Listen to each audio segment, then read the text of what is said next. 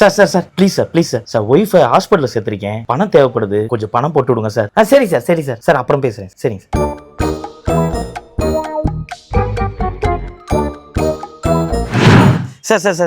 Sir 2ஆம் தேதி EMI வருது சார், கொஞ்சம் பார்த்து பண்ணி கொடுங்க சார் பேமெண்ட் சார். அதுக்கு இல்லை, கொஞ்சம் ஹெல்ப் பண்ணுங்க.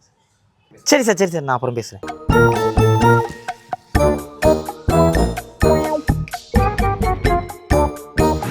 சார் பிள்ளைங்களுக்கு ஸ்கூல் ஃபீஸ் கட்டணும், வாடகை கட்டணும், ஏதாவது பார்த்து பண்ணி கொடுங்க சார். சரி சார் ஓகே சார். எதுக்கு ஸ்தப்பா ஃபோன் பண்ணி காசு கேட்குற? யார்கிட்ட கடன் வாங்குற? கடன் வாங்கலப்பா, வேலை பார்த்தா காசை கேட்குறேன் கேட்டுக்கிட்டே இருக்கேன். எதுக்கே துப்புன?